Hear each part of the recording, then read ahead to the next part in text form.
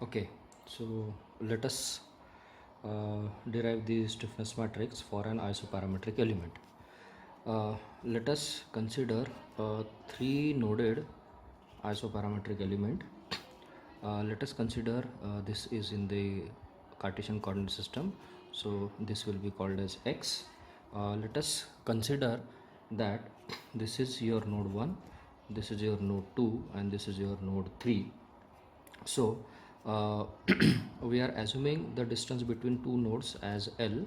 So the coordinates of this node will be x1 will be 0, x2 will be L, and x3 will be twice L. Now the displacement at the first node will be called as u1, at second node it will be called as u2, at third node it will be called as u3. Now let us consider the same element in the natural coordinate system. Now in the natural coordinate system, again there are three nodes. This side will be calling it as positive xi, and this side will be calling it as negative xi. The nodes are same 1, 2 and 3. So here xi1 will be -1, xi2 will be 0 and xi3 will be +1. Let us call the displacement at node 1, node 2 and node 3 as q1, q2 and q3. Now in the isoparametric element, we have to use the number of nodes to define the geometry as well as to define the displacement. Now since this is three-noded element, I am going to use all three nodes to define the geometry. So using three nodes to define geometry. Okay, so for this purpose we have to use a polynomial. So I am using, since there are three nodes, I am using a polynomial called as x is equal to a0 plus a1 times xi plus a2 times xi square. Now this is my assumed polynomial. You can see there are three unknowns, that is a0, a1 and a2. So they are matching with the three nodes. So now we have to find out the unknowns a0, a1 and a2. So this we have already seen. So finally this can be reduced to x equals to n1, n2, n3 into x1, x2 and x3, where your n1, n2, n3 they are called as shape functions.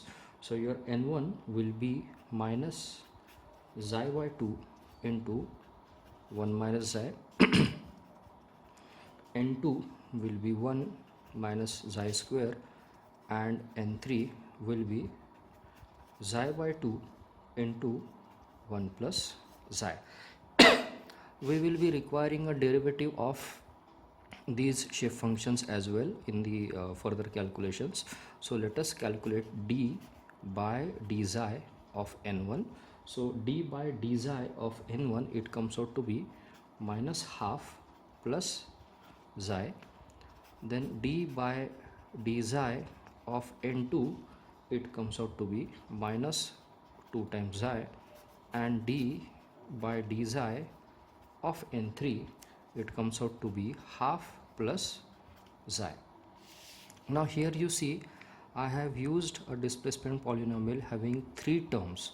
There are three nodes. I am using all three nodes to define the geometry. Now in the similar way I can define the displacements. So just to define displacement, I'll be using three nodes.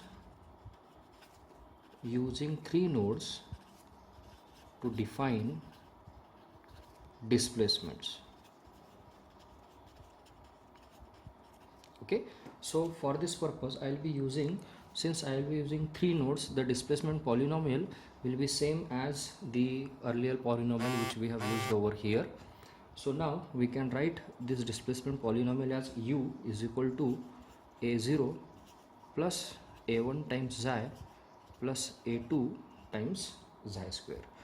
Now since we have used the same displacement polynomial, it can be reduced to the same shape functions, that is this will be u equals to, now this will be n1, n2, n3. This will be multiplied by, now this will be u1, u2 and u3, where n1, n2, n3 value, they will be same as this one. Now let us calculate the stiffness matrix, for which we need to calculate the strain first.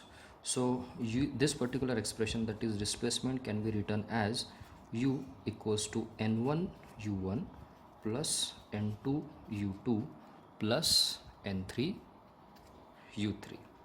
Now the strain can be calculated as du by dx. So this entire term will now become d by dx of n1 d into say u1 plus d by dx of n2 into u2 and d by dx of n3 into u3.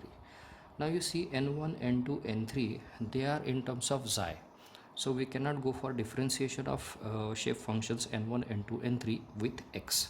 So now we can rewrite these terms as du by dx, as we can write this as dn1 by dxi into dxi by dx into u1 plus dn2 by dxi into dxi by dx into u2 plus dn3 by dxi into dxi by dx into u3.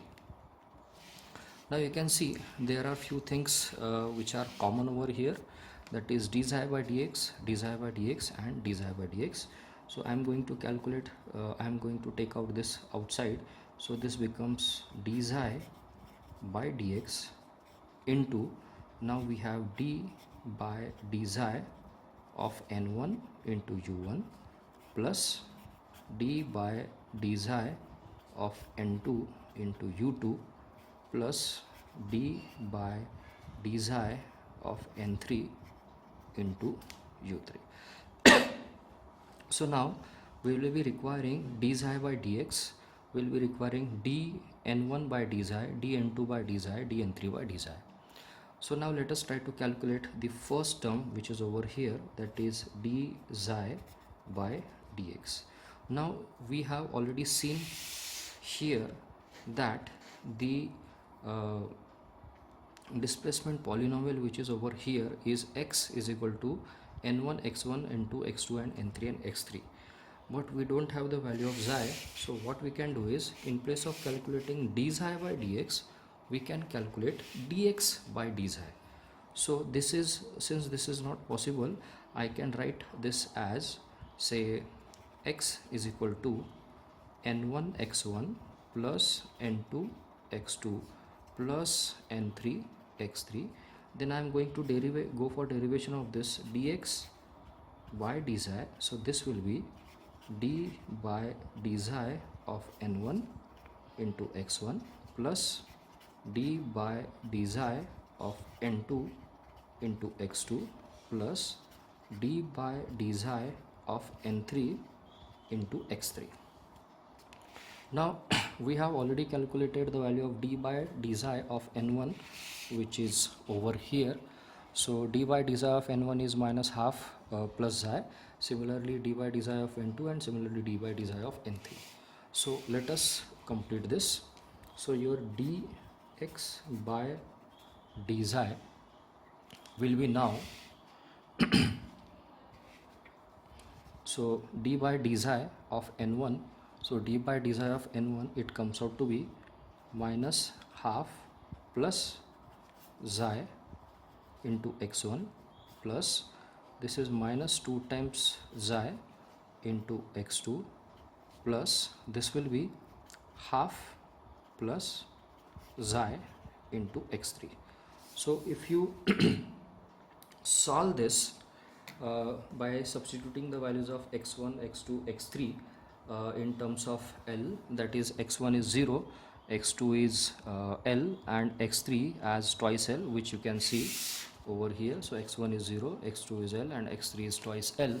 So you can use these values, and then finally you can get the value of dx by dxi as 1, sorry, dx by dxi is L.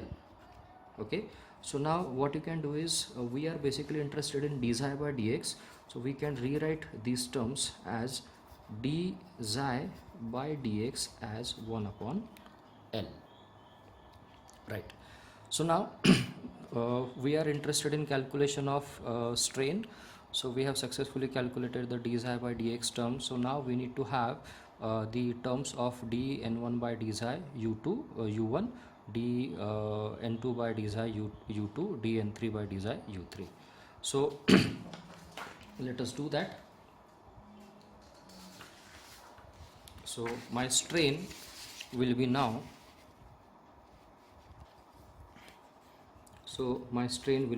this is dxi by dx. So my dxi by dx is now 1 upon L into now I need to have dn1 by dxi.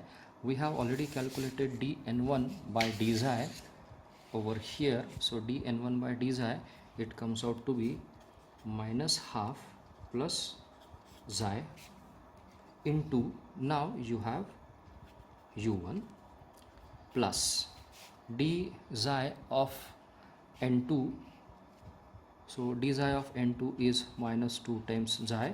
This will be multiplied with u2 plus d by d xi of n3. This is xi upon 2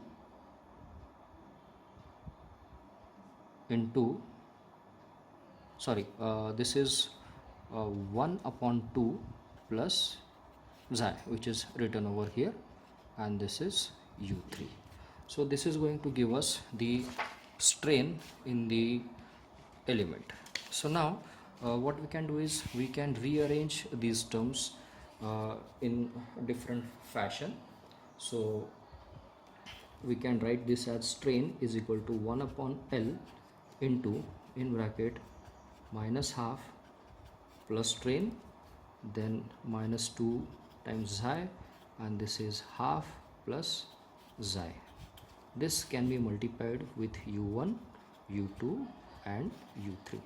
So now this entire matrix, this is nothing but your B matrix, this will be your delta matrix, and this will be your strain vector. So this is nothing but your B matrix. Now how to calculate the K matrix? So we know that the K elemental can be calculated as integration over the volume. This is B transpose into D into B over dV. Now for 1D problem, we know that the D is nothing but your E matrix. So your K elemental will be, now this is B transpose, so this will be E, this will be B, and dV now can be replaced by area into dx. So as soon as I put dx over here, the integration limit will change to L. Now we have already seen over here that dx by dxi is L. So dx value can be replaced with dx is equal to L into dxi.